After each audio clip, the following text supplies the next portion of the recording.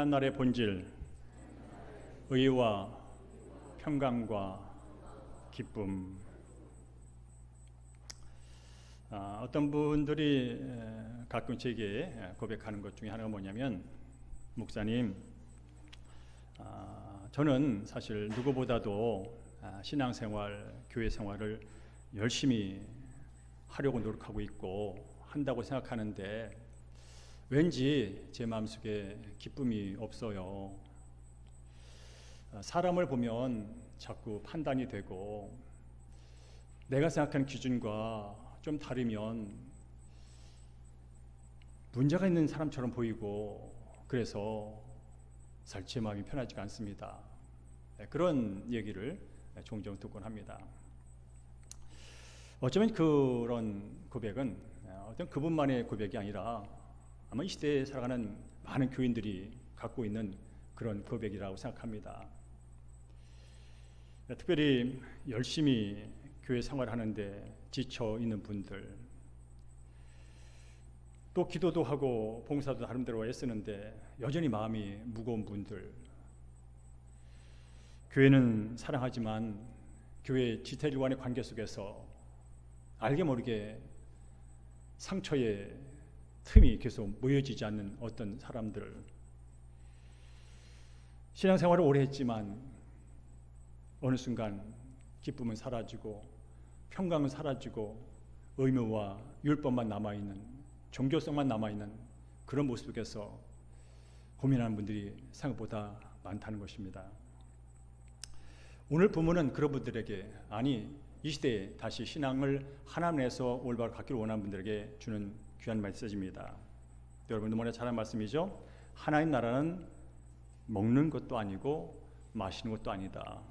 하나님 나라는 성령 안에서 의와 평강과 희락이다 라는 말씀입니다. 이 말씀 단순히 어떤 정의가 아닙니다. 이 말씀은 그야말로 내 신앙의 중심을 세우는, 하나가 무엇인지 교회가 무엇인지 그 중심에 강력한 선언이다, 이렇게 표현할 수가 있습니다. 그러면서 하나님 나라는 먹고 마시는 것이 아니요 성령 안에서 의와 평강과 희락이다. 여러분이 오늘 이 말씀을 붙드는 순간 신앙을 하면서도 자유를 잃어버린 분들, 열심히 주를 따르려고 하면서도 기쁨이 희석된 분들, 특별히 마음이 정리가 안 돼서 평안을 잃어버린 분들, 그런 분들에게는 질서를 찾는 시간이 될 것이고요. 그리고 내가 다시 한번 어디에 중심을 두고 살아가야 할지를 확인하는 시간이 될 것이고요. 또 무너졌던 것이 다시 세워지는 그런 시간이 될 줄로 믿습니다. 다랄까요? 하나님 나라는 먹고 마시는 것이 아니다. 여러분, 제가 뭐 하나 갖고 왔냐면 시루떡을 갖고, 시루떡. 만약 여러분이 이 시루떡이 어떤 우상을 숭배하는 제물로 드렸던 떡이다 라는 것을 알았다면 여러분이 이것을 먹겠습니까? 안 먹겠습니까? 누가 떡을 갖다 줬는데 이 떡이 말이야 우리 아버지 제사상에 올라갔던 떡이야, 근데 맛있어 하면 갖다 줬다면 여러분 이걸 먹겠습니까? 안 먹겠습니까? 오늘 본문을 읽지는 않았지만 로마서 14장 처음부터 16절 이 14장 읽다 보면 로마 교회에 이런 문제 때문에 갈등이 일어났어요. 로마 교회 안에서 우상 제단에 올려졌던 제물인 고기를 먹느냐 안 먹느냐. 어떤 성도는 먹어도 괜찮아, 그게 뭐 별거야, 특별하지 않아. 어떤 사람은 먹으면 안 돼, 어떻게 우상 제물인데 먹을 수 있어. 그렇게 교회 안에 두 종류의 사람이 나눠졌어요. 포도주를 마시면 죄야? 아니야. 요것 때문에 또 교회에 분쟁이 생겼어요. 구약에 보면 말이야, 이 절기도 지켜야 되고 저 절기도 지켜야 되고 날이라고 다 같은 게 아니야 라는 사람이 있는가 하면 그날이 그날이지 뭐 특별해 라는 성도들로 또 갈라졌습니다. 그래서 로마 교회에 혼란이 생겼어요. 분열의 위기가 생겼어요. 본질이 아닌 비본질적인 문제로 인해서 교회 공동체가 혼란에 빠졌다 이 말입니다. 여러분, 오늘날도 마찬가지잖아요. 교회 안에서도, 현대 교회 안에서도 이런 문제가 비일비재하게 존재합니다. 얼마 전만 해도 예배 스타일의 문제가 때문에 많은 교회 갈등했어요. 드럼을 치는 이 많으니, 피아노를 사용하는 이 많으니, 찬송하는 전통 찬송가를 불러야지. 아니에요. 시대가 바뀌었어요. CCM, 현대적인 감각에 맞는 찬양을 불러야 되지요. 기도는 조용히 하는 거야. 하나님 귀를 먹었냐? 그렇게 소리를 빽빽 지르고 뭐 있어? 아니야. 성경에 봐봐. 소리 질러 부짖어 강구했잖아. 그래서 침묵기도파, 통성기도파. 교회가 이렇게 그런 것 때문에 나눠집니다. 그런가 하면 요즘에 시각한 게 있죠. 정치적인 이슈들이 있죠. 나는 보수야, 나는 진보야. 이게 바로 이 교회를 혼란에 빠뜨리고 말았습니다. 그런가 하면 주일날은 정장을 입어야지. 목사님이 정장을 입고 설교해야지. 어떻게 캐주얼하게 옷을 입고 할 수 있어? 또 이런 문제 때문에 사람들이 또 마음속에 불편함을 느끼며 갈등하는 요소가 있다는 말입니다. 여러분 어떻게 생각하세요? 지금 제가 말한 것 때문에 교회가 흔들리고 찢어지고 갈등할 필요가 있느냐, 요소가 되냐, 그런 얘기를 하는 겁니다. 여러분, 이런 본질 아닌 비본질적인 것에 묶이게 되면요, 그때부터 기쁨이 사라지는 거예요. 본질이 아닌 비본질적인 것에 마음이 불편하기 시작하면 그때부터 평안이 사라지는 거예요. 근데 많은 성도들이 그러고 있다는 것이죠, 문제는. 그럼 왜 사람들은 이렇게 눈에 보이는 것, 먹고 마시는 외형적인 규칙과 외형적인 어떤 모습에 자꾸 집착을 하는가? 왜 그러냐면 측량이 가능해서 그래요. 평가가 가능해서 그래요. 비교가 가능해서 그래요. 그리고 자랑할 수 있어 그래요. 나는 너보다 성경을 몇 번 더 읽었어. 나는 당신보다, 나는 장로인, 나는 권사인, 누구보다 집사인데 기도를 몇 시간 더 해. 나는 11조를 이론도 안 틀리고 정확하게 내. 그런 것들을 집착하는 것은 그를 통해서 내 의의를 나타낼 수 있고, 더 나아가서 이래야 하나님께 인정을 받는다고 하는 그런 신앙관 때문에 그렇다는 것이죠. 그러나 성경은 분명 말합니다. 하나님 나라는 먹고 마시는 외형적인 규칙이나 어떤 요소에 따라 구성되는 게 아니야. 신앙의 깊이는 어떤 규칙을 잘 지켜서 되는 것이 아니라 하나님과의 관계에 있는 거야. 신앙생활은 어떤 형식도 중요하지만 무엇보다 하나님을 어떻게 대하는지, 성도 간에 어떻게 대하는지 그 사랑의 관계가 더 중요한 거야 라고 성경을 말해준다면, 오늘은 하나님나라가 진짜 뭘까? 그 점에 대해서 오늘 본문을 갖고 말씀을 나누기로 합니다. 따라할까요? 하나님 나라는 성령 안에서 의와 평강과 희락이다라는 거예요. 일단 오늘 성경은 말합니다. 하나님 나라는 의와 희락과 평강이다라고 말합니다. 근데 그 앞에 뭐가 전제로 붙냐면 성령 안에서란 말이 붙습니다. 성령 안에 없는 의는 사람의 의가 될 수 있습니다. 성령 없는 평안은 잠시 있다 사라지는 것일 수 있습니다. 성령 안에서 이루어지지 않는 기쁨은 조건에 의한 기쁨일 수 있습니다. 그러면서 하나라는 철저하게 성령 안에서 성령의 주도하에, 성령의 인도 아래 이루어진다는 거예요. 사람의 노력이나 사람의 열심이나 사람이 어떤 것으로 하나님 나라의 의와 평강과 기쁨이 이루어지는 거 아니라 철저하게 성령에 의해서 이루어지는 나라가 하나님 나라라, 이렇게 먼저 말씀하고 있는 거죠. 여러분, 하나님 나라는 특별한 장소가 아닙니다. 하나님 나라는 특별한 사람에게만 임하는 게 아닙니다. 바로 성령이 임한 자리, 성령이 함께하는 자리가 바로 하나님의 나라이며, 그분의 온전한 통치가 이루어질 때 하나님 나라는 확장이 되고 견고하게 서게 되는 거죠. 그러면서 오늘 본문은 한나의 특징을 세 가지로 이렇게 요약합니다. 첫째는 한나란 성령에서 의라는 의라는 개념이 쉬운 개념은 아니지만 이 개념이 너무나 중요합니다. 이 의는 윤리 도덕적인 어떤 의로움을 말하는 게 아니에요.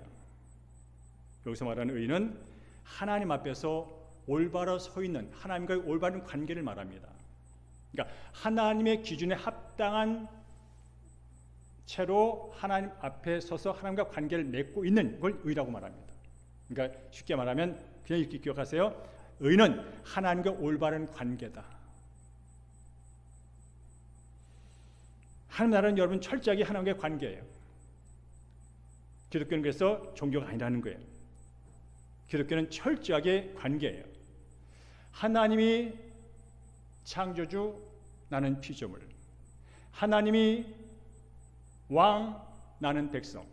하나님이 주인, 나는 종. 하나님이 아버지, 나는 그의 자녀. 요 관계, 요게 바로 서 있는 게 이 하나님의 의입니다. 그러니까 하나님의 나라가 깨졌다는 것은 뭐냐면 이 관계가 깨졌다는 거예요. 그래서 창세기 3장에 죄가 들어와서 관계 깨지잖아요. 뭐가 깨져요? 하나님이 있어야 할 자리 창조주, 왕, 주인, 아버지 그 자리에 누가 올라가 있어요? 내가 올라간 거죠. 하나님 없이 내가 하나님처럼 하나님 노릇하겠다고 하는 순간 그게 죄의 본질인 것이고 그때부터 세상은 엉망진창된 거예요. 관계 깨지면 그때부터 모든 것은 엉망진창으로 되게 돼 있는 거예요. 늘 제가 설교합니다. 왜 세상이 이렇게 힘드냐고요? 여러분이 왜 인생이 그렇게 힘드냐고요? 결국 관계의 문제라는 거예요. 결국 근본적인 본질적인 그 하나님과의 인간의 관계가 깨짐으로 인해서 죽음이 들어왔어요. 그래서 우리는 죽을 때까지 죽음의 증상, 고통과 고난을 겪다가 죽습니다. 남보다 그 고난을 좀 더 안 당해보려고, 남보다 좀 더 완화시켜보려고 애쓰고 쓰고 하다가 결국은 그 깨진 관계의 결과인 죽음의 증상을 앓다가 가는 것. 그래서 결국 하나님 나라가 뭐냐면 이 관계 회복이라는 거예요.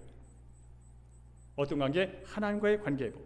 근데 아신 것처럼 죄인은 스스로 하나님과 거룩하신 하나님과 관계를 스스로 맺을 수가 없어요.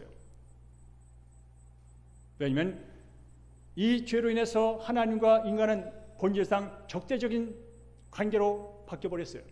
본질상 진노, 심판받을 존재. 아무리 종교적인 노력을 하고 아무리 윤리 도덕을 따져도 결국 하나님께 도달할 수 없는, 하나님의 의를 만족시킬 수 없는 그런 죄인이 불가하다는 것이죠. 그런 면에서 하나님 나라는 바로 의한 관계가 회복되는 것인데 어떻게 됐냐면 바로 인간의 노력이나 행위나 율법을 지켜서가 아니라 바로 하나님 자신은 예수 그리스도께서 이 땅에 오셔서 인간들이 갖고 있는 하나님과 접근할 수 없는 그 모든 죄의 문제를 대신 짊어지고 그리고 전혀 흠이 없는 그분의 의, 하나의 의를 이 사람들에게, 믿는 사람들에게 전가시킴으로 말미암아서 우리는 이제 하나님 앞에 의로운 존재, 한 나라 백성으로 하나님의 다스림을 받는 존재를 된 데 있어서는 예수의 의, 예수의 십자가와 부활의 의를 덧입어서 하나님께 나갈 수 있고 하나님과 관계를 회복한다는 것. 그래서 성경 곳곳에서 말합니다. 로마서에서는 곳곳에서 의롭게 되는 것이 행위로 된 것이 아니라 바로 믿음으로 된다. 근데 뭘 믿느냐? 예수를 믿는다. 예수의 뭘 믿느냐? 예수의 십자가를 믿는다. 우리 함께 고린도후서 5장 21절 읽어볼까요? 시작. 하나님이 죄를 알지 못하신 이를 우리를 대신하여 죄로 삼으신 것은 우리로 하여금 그 안에서 하나님의 의가 되게 하려 하심이라라는 거예요.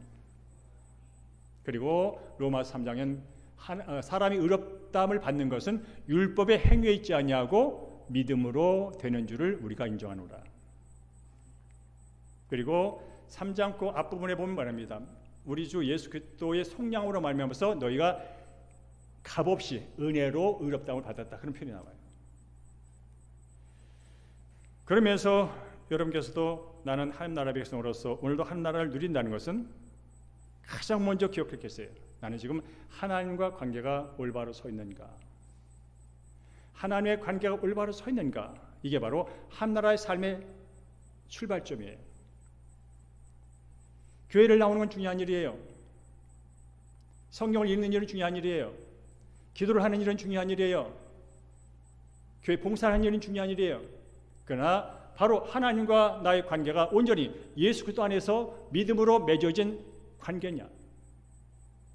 내 의인과 내 노력이 아니라 예수 십자가의 의, 그 의로 말미암아서 내가 하나님을 아버지로 그의 자녀로 하나님을 창조주로 나는 피조물로 하나님의 왕으로 나는 백성으로 그 관계가 온전히 설정됐느냐? 이게 가장 중요하다는 거예요. 그래서 마태복음 6장 말하잖아요. 너희는 먼저 그의 나라와 그의 의를 구하라. 그리하면 이 모든 것이 더해진다. 먼저 뭐라고요? 그의 나라와 의를 구하라는 거죠. 그야말로 하나님의 관계를 먼저 설정하라는 거예요. 하나님과의 관계를 먼저 세우라는 거예요. 이게 되지 않는 한 아무리 종교적인 열심도 아무런 윤리적인 행위도 결국은 사람 수준에 머물러 가는 거예요. 내가 너보다 좀 나 스스로 자복하다가 끝나는 거예요. 그래서 바로 하는 나라는 어떤 자기 의의를 드러내고 열심히 드러내는 것이 아니라 바로 의야. 하나님과 올바른 관계 안에 살아가는 거야. 여러분 오늘도 예배를 드립니다. 예배는 중요한 일이에요. 경건하게 거룩하게 드리는 일은 참으로 마땅한 일입니다. 그러나 중요한 것은 지금 여러분 마음속에 제 마음속에 하나님이 진정한 나의 창조주며 왕이시며 주인이시며 아버지이심.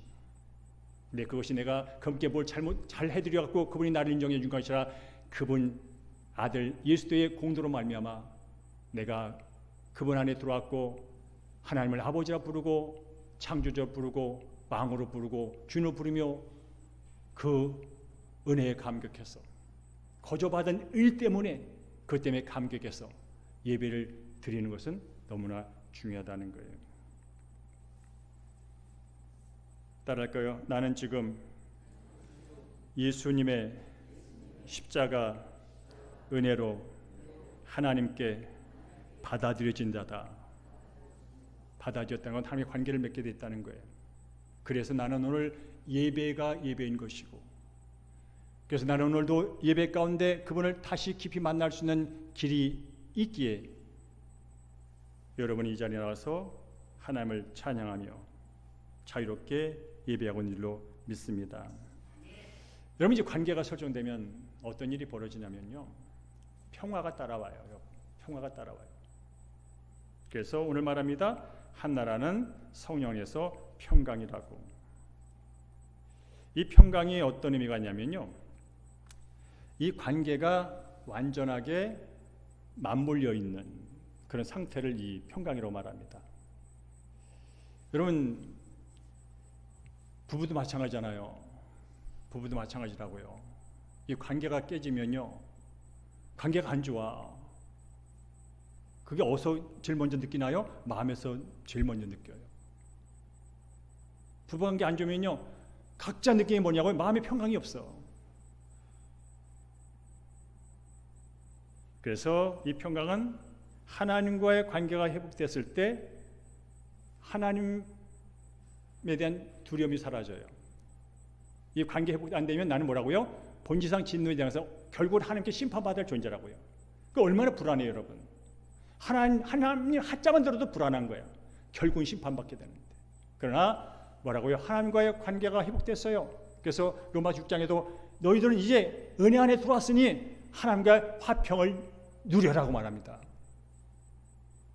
오늘 여러분 이 예배가 하나님과의 관계 회복돼서 하나님 안에서 화평을 누리는 예배가 되기를 주님으로 축복합니다. 그런데 이 평강은 하나님과 화평하게 되면요 거기서 끝나질 않아요. 하나님과 관계가 온전하다는 것은 하나님의 뜻 안에 내가 머문다는 뜻이고 하나님의 뜻에 순종하는 뜻이에요. 그럼 뭐라고 여러분?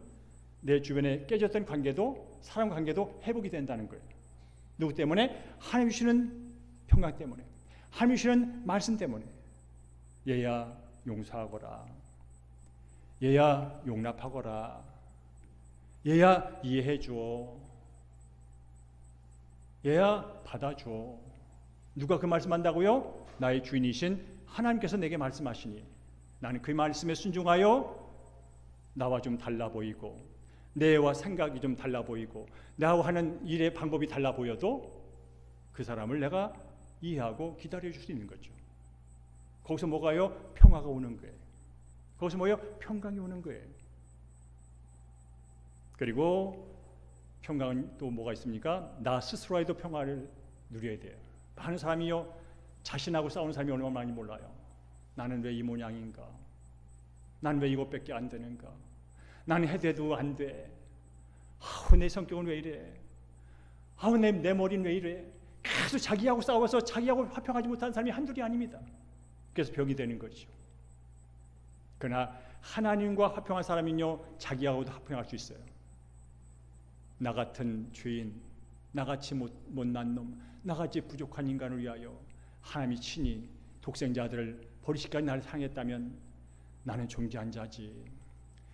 당장 내가 남보다 일이 더뎌도 하나님 보기에는 존귀한 자지, 사랑받는 자지 하는 그런 마음이, 그런 정체성이 나를 지배함으로 말미암아서 나 자신과 화하게 되는 거예요. 돈이 없다고 비교할 거 없어. 남보다 업적을 좀 못 낸다고 기죽을 일 없어. 어쨌거나 나는 이 세상에서 하나님께 최고로 보배로운 존재로 사랑받는 자도 존재하니까. 로마서 8장에 보니까 하나님의 사랑을 어떤 것도 끊을 수가 없대. 나의 낮은 IQ도 끊을 수 없고, 나의 어떤 질병도 끊을 수 없고, 나의 어떤 모든 것도 끊을 수 없대. 나는 영원토록 하나님의 사랑을 받는 자야 라는 그 믿음이 내 안에 들어올 때 우리는 내 안에서 일어나는 모든 나하고 화합하지 못하는 것을 해결할 수 있고, 거기서 평강을 누리게 되는 거지요. 여러분, 하나님과 날마다 화평한 삶을 누리고 계십니까? 그저 하나님 안에 있다는 자체 때문에 마음이 평강이 오십니까? 그분은 창조주십니다. 그는 나의 방패요, 요새요, 도움이요, 능력이시고 힘이 되신다니까요. 그분의 능력과 힘은 세상에 그 어떤 권력도 어떤 부도 감당할 수 없는 그런 능력이 하나님 나를 보호하고 있다면 평강해야 마땅하지 않습니까? 그리고 내가 인정받는 것은 세상 사람한테 인정받는 것이 아니라 이 땅의 모든 만물을 창조하신 그분에게 내가 인정받고 있다면 그럼 된 거 아닙니까? 근데 우리는 하나님께 인정받는 그 이전에 자꾸 눈에 보이는 것, 지나가는 사람의 말 한마디에 넘어지고 쓰러지는, 그래서 인생이 불행한 그런 삶을 살고 있다면 다시 한번 여러분, 하나님 안에서 내가 어떻게 어떤 존재가 된지를 점검하시고 믿으시기를 주의 이름으로 축복합니다. 그렇습니다. 세 번째로 하나님 나라는 성령 안에서 희락, 기쁨이라고 말합니다. 여기서 말하는 기쁨은 상황과 조건을 뛰어넘는 기쁨입니다. 여러분, 행복은 조건이에요. 근데 기쁨은 조건이 아니에요. 여기서 말하는 기쁨은 그냥 존재론적인 관계적인 기쁨이에요. 어떤 감정이나 상황이나 조건에 따라서 흔들리지 않는 기쁨을 말하는 거예요. 왜 그럴까요? 기쁨의 원천이신 그분과 함께하기 때문에 그런 거예요. 기쁨 자체이신 그분이 내 안에서 나와 함께 계시기 때문에 그런 거예요. 그래서 살다 보면 내가 원하는 계획이 틀어질 때가 있어요. 살다 보면 내가 열심히 일을 해도 잘 안 될 때가 있어요. 갑자기 병이 찾아올 때도 있어요. 갑자기 다른 사람한테 싫은 소리 듣고 모함당하고 배신 나갈 때도 있어요. 그러나 그 순간에도 우리는 기쁨을 누릴 수 있어요. 이유는 한 가지예요. 그래도 하나님이 여전히 나와 함께 하신다는 거예요. 여러분이 잘 아는 것처럼 성경 속의 인물 가운데 이 하나님의 존재적인 관계적인 기쁨을 노래한 그런 구절들이 몇 가지 있는데 제가 두 가지 찾아봤어요. 첫째로 여러분 잘 아는 것처럼 하박국 3장이에요. 함께 읽어볼까요? 하박국 3장 시작. 비록 무화과나무가 무성하지 못하며 포도나무에 열매가 없으며 감람나무에 수출이 없으며 밭에 먹을 것이 없으며 우리의 양이 없으며 외양간에 소가 없을지라도 나는 여호와로 말미암아 즐거워하며 나의 구원의 하나님으로 말미암아 기뻐하리로다. 아멘. 저는 여러분 간곡히 말합니다. 이 얘기가 그냥 하박국의 그 얘기로 들리지 않기를 원합니다. 뻔한 얘기로 들리지 않기를 원합니다. 다 아는 얘기로 들리지 않기를 원합니다. 오늘 들려봤더니 정말 그러네. 무화과나무 무성한 것 조건이지요. 포도나무 열매 있는 거 조건이지요. 감람나무에 소출이 있고 없는 거 조건이지요. 우리의 양이 있고 없는 거 조건이지요. 외양간에 소가 없는 거 있는 거 조건이지요.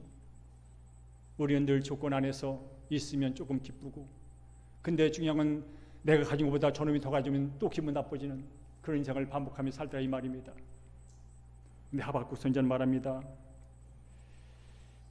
세상 사람이 원하는 조건, 내가 바라는 조건이 충족되지 않을지라도 난 기뻐할 수 있어요.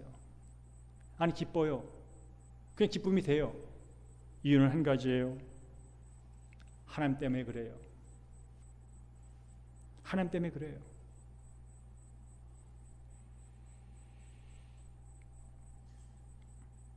여러분 지금 제가 오늘 안희옥 권사님이 기도를 하셨어요. 항암을 한다고. 이제 목자들한테 날려드렸고 우리 성도들한테 공적으로 말씀하는데 드려야 될 것 같아요. 제가 지난주부터 항암을 다시 시작했습니다. 그래서 지금 저는 어지럽습니다.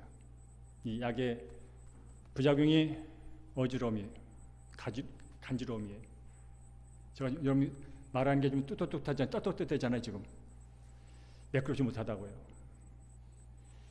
그런데 중요한 것은 이것 때문에 제 속이 불편하지 않다는 거예요. 육체는 불편하지만 제 마음이 슬프진 않다는 거예요. 그럼에도 불구하고 내가 예수를 믿고 있고, 그런데도 불구하고 난 여전히 목사로 사명을 감당하고 있고, 그런데도 불구하고 사랑하는 성도들과 함께 예배를 드리고 있다는 거예요. 여러분 사도 바울도 빌립보 교회 편지를 쓰잖아요. 그 편지 어디서 쓴지 아세요? 로마 감옥에 썼어요. 그래서 옥중서신이에요. 여러분 감옥은 기뻐할 장소가 아니에요. 그것도 죄가 있어 잡힌 것도 아니에요. 예수 믿으면 천국 간다고, 하나님과 관계에 올바르게 서게 되면 네 인생 새로워진다고 예수 십자가 부활을 전에다가 감옥에 갔단 말이에요. 그런데 그는 시종일관 빌립보서를 말합니다. 주 안에서 기뻐하라. 내가 다시 권하노니 기뻐해라. 항상 기뻐해라 라고 사도 바울이 권면합니다. 사람들은 말했을 거예요. 당신이 감옥에 갇혔는데 무슨 기쁨이 있단 말입니까? 감옥에 빨리 나와야 기쁜 거 아닙니까? 그러나 그는 알았습니다. 내가 지금 현재 누리고 있는 기쁨과 내가 여러분에게 주 안에서 항상 누리라고 하는 기쁨은 환경과 조건에 있는 것이 아니라 나를 위해 십자가에 죽으시고 다시 사셔서 나로 하여금 하나님의 영원한 기쁨으로 춤추며 살 수 있는 그 삶을 제공하신 예수님과 이 감옥에 함께했기 때문에 기쁜 겁니다 라는 사실을 그는 누리고 있었고, 그 기쁨을 누리기를 원하는 마음에서 그 편지를 썼다는 것입니다. 그런 면에서 이 기쁨은 어떤 긍정적인 생각이 아니에요. 기뻐해봐. 기쁨이 있을지도 몰라. 그런 게 아니라 바로 기쁨의 원천이신 하나님과 예수님과 성령님과 함께 했을 때 자연스럽게 나타나는 거야. 그 기쁨은 그야말로 영적인 전쟁에서 단순히 누린 걸 떠나서 악한 것을 이기는, 부정적인 생각을 이기고 죄된 생각을 이기고 좌절의 생각을 이기는 강력한 무기야. 예수님이 함께 한다는 그 믿음과 거기서 자연스럽게 나타난 기쁨은 우리 내면 속에 낙심을 몰아낼 것이고 어둠을 몰아낼 것이고 여전히 살아있음에 감사하고 여전히 하나님의 자녀인 것이 감사하여 더 깊은 찬양으로 나가는 힘이 바로 기쁨인 줄로 믿습니다. 여러분, 그래서 오늘도 오늘 말씀을 그리고 여러분의 교회 생활을 종교적인 율법적인 윤리도덕적인 차원에서 머물지 마시고 하나님과의 올바른 의의 관계 안에서 자연스럽게 주어지는 평강, 그로 인해서 말할 수 없는 기쁨이 저와 여러분의 마음과 삶 가운데 넘쳐나기를 주의 이름으로 축복합니다. 그러면 어떤 일이 벌어질까요? 18절을 함께 읽습니다. 18절 시작. 이로써 그리스도를 섬기는 자는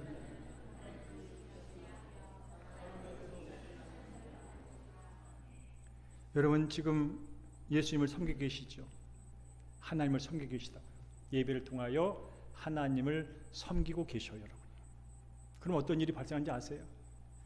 이 시간 하나님이 여러분 한 분 한 분을 기뻐하고 계신 줄로 믿습니다. 근데 아세요? 하나님이 여러분을 기뻐하는 것은 네가 오늘도 주일날 다른 데 가지 않고 교회에 와서 예배를 드렸기 때문에 기쁘다고 하는 조건을 넘어서 너는 내 아들 예수 그리스도의 피로 내가 값없이 산 나의 자녀야.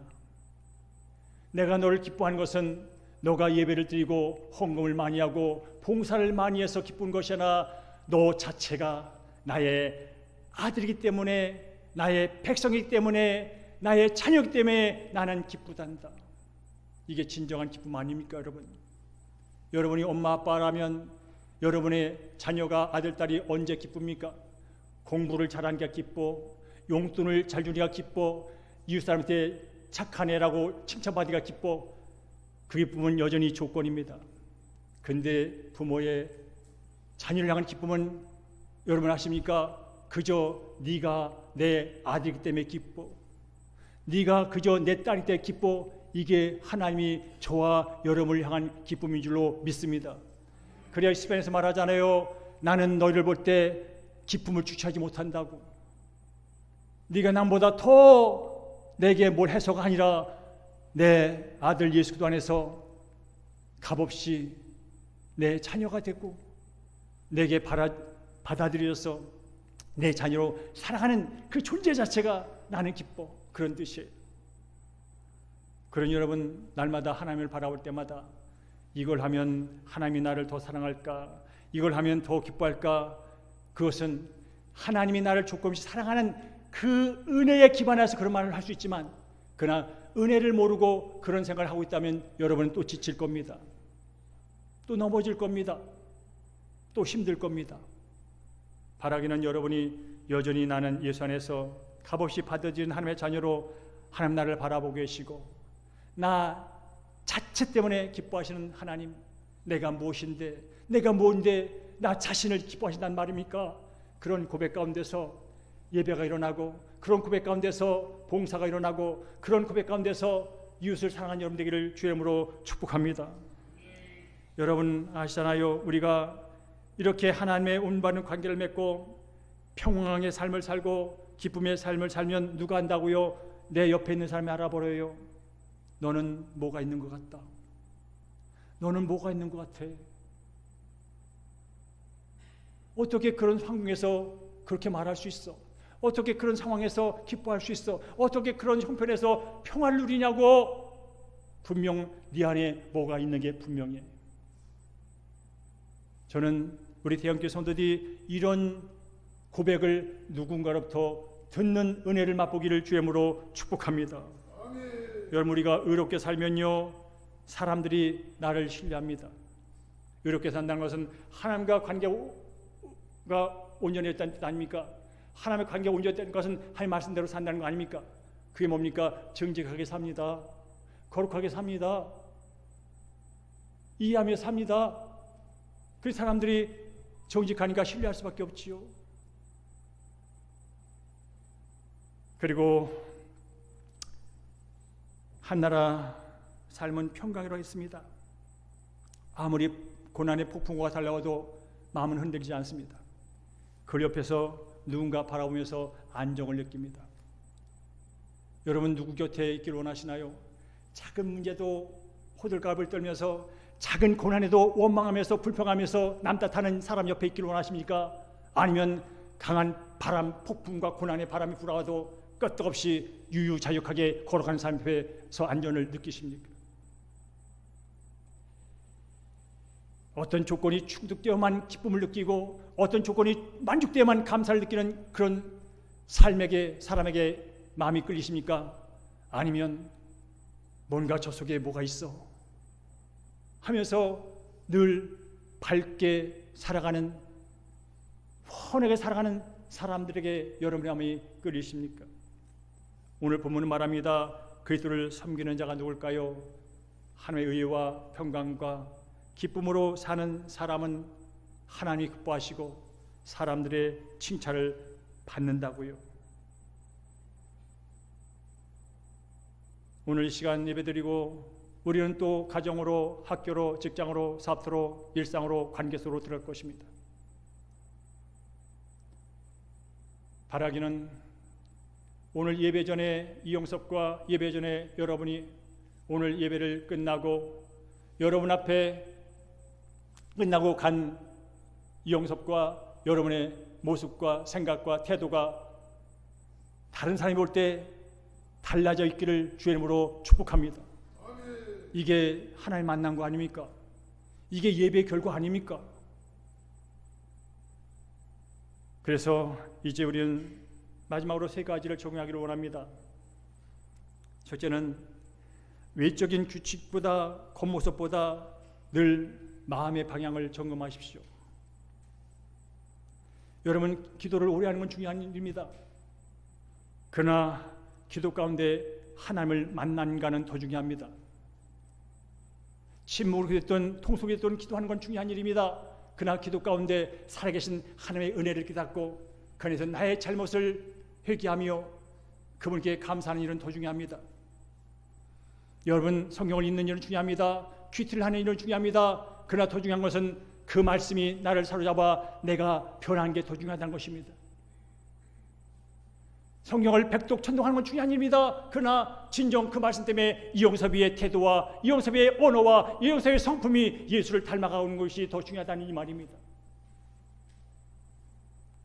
두 번째로 판단을 내려놓고 사랑으로 걸어가십시오.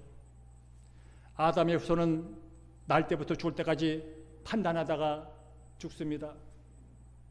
남보다 조금 내가 나면 저놈은 왜 저것밖에 안 돼 판단하고 나와 생각과 사상과 주의가 다르면 완전히 적처럼 판단하면서 불을 내면서 쌈박질하는 게 요즘의 인생들입니다. 여러분 그거 하십시오. 내가 남을 판단하는 순간 하늘문이 닫힌다는 것을, 내가 내 의를 자랑하면서 나와 다른 사람을 평가하는 순간 하늘문이 닫혀서 내 안에 답답함과 화와 분노와 미움이 질투가 내 감정을 상하게 만드는 사실을. 그래서 성경 말합니다. 형제의 약함을 품어주거라. 연약한 자를 받아주거라. 다른 사람의 의견을 비판하지 말거라. 왜냐하면 그건 네가 할 몫이 아니야. 그러나 아담의 후손은 하나님 없이 내가 주인되어 사는 인생은 그게 습관화 돼버렸지. 근데 그것 때문에 너 인생이 불편한 거고 관계가 불편한 거야. 특별히 믿음이 연약한 사람들을 무시하지 말거라. 멸시하지 말거라. 그런데 믿음이 없어서 떡을 안 먹으면 너도 같이 먹지 마. 왜? 행여나 그것 때문에 그가 실족하면 안 되니까. 그리고 저 사람은 왜 저렇게 기도할까? 그러지 마. 저 사람도 하나님이 있는구나 그렇게 생각해. 저 사람 왜 저것밖에 안 되나? 그렇게 생각하지 마. 그래도 하나님이 저 사람을 사랑하구나 그렇게 생각해. 한마디 말하면 겉에 보이는 것으로 사람 판단하지 말고, 그런데 불구하고 그 내면 속에 살아계신 예수를 보면서 그래도 저 사람은 존귀한 자구나, 하나님의 자녀니 저 사람을 위해서도 예수님 죽으셨으니 존귀한 자지, 그렇게 보라는 거예요. 그러니 여러분, 이게 말같이 안 되잖아요. 저도 말은 쉽게 하지만 쉽지 않잖아요. 그래서 세 번째로 말하고요, 성령님을 의지하라는 거예요. 그래서 오늘 말하잖아요, 의와 평강과 희락 다 좋은 얘기잖아요. 근데 안 되잖아요. 그래서 뭐라고요? 성령 안에서 성령을 의지하라는 거예요. 성령께 맡기라는 거예요. 그럼 어떻게 할까요? 날마다 우리는 입을 열 때마다, 눈을 뜰 때마다, 판단이 눈에 어른올 때마다 기도하는 거예요. 성령님 도와주세요. 나는 판단할 자리가 아니라, 심판할 자리가 아니라 나는 사랑할 자라는 사실을 주님 잊지 않게 도와주세요. 나는 판단하고 비난하고 비판할 자리가 아니라 남을 품어주고 기다려주고 배려할 자라는 사실을 주님 계속 놓지 않게 도와주세요.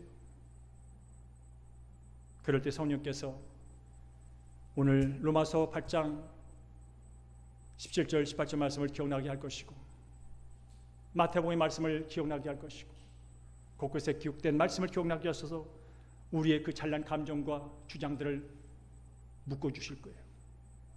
그럴 때 우리는 이길 수 있는 것이고, 그럴 때 우리는 다시 한번 자유를 느끼는 것이고, 그때 다시 한번 함께 감사하게 되는 줄로 믿습니다. 오늘 말씀을 기억하십시오. 하나님의 나라는 먹고 마시는 것이 아니요 오직 성령 안에서 의와 평강과 희락이다.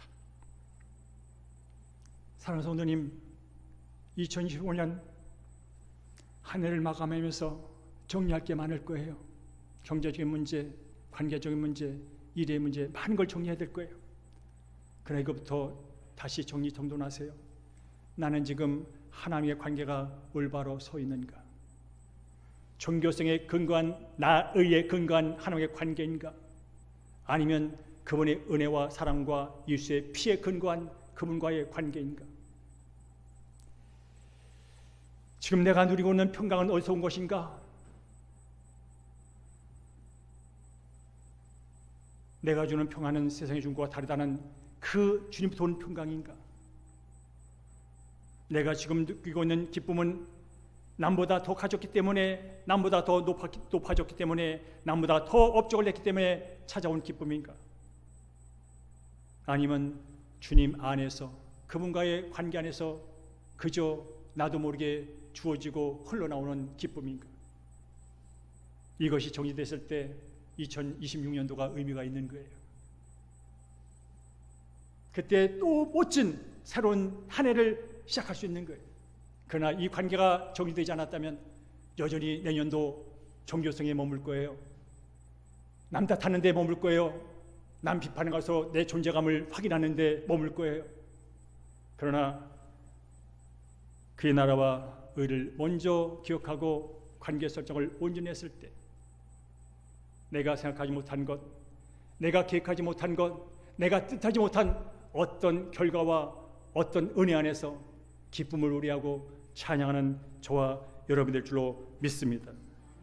다시 한번 다음 한 주도 여러분의 삶이 하나님의 의가 흐르고 평강이 넘치고 희락이 춤추는 그런 한나라의 삶을 누리시다가 다음 한 주간 기쁨으로 주의 전을 찾아오시를 주의 이름으로 간절히 축원합니다. 아멘.